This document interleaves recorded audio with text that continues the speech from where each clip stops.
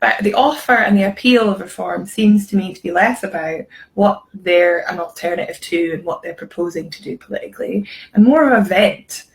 Polling consistently shows that their support is driven by agreement. It's not driven by ideology. It's not driven by agreement that we should cut taxes and deregulate everything and have a tiny, tiny state and, all of the things that they're proposing, as you say.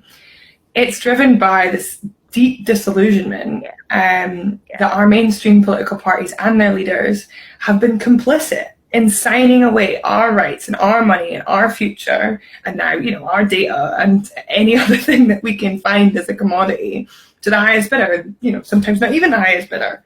And I think that frustration is simmering and has been simmering away, and you now have this really archaic voting system and political system that is dealing pretty badly with that fragmentation and filtering it through a really right-wing press, and nobody feels represented by Westminster. Nobody really feels represented by Holyrood, certainly not that I know.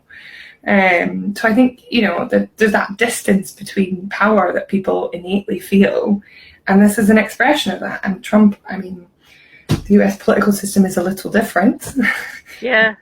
But it has similar dynamics. And I think that dynamic could be challenged by the entrance of genuinely new anti-establishment parties if your party managed that ahead of 2026. I don't know what that will look like in the Scottish Parliament, and I don't know if the Greens or Zach Polanski in England might start to take that turn as well. But currently, from polling, those two parties really aren't touching that voting bloc. So I think there's this anti-establishment feeling that we really have to come to terms with, because people are angry, and I think that yeah.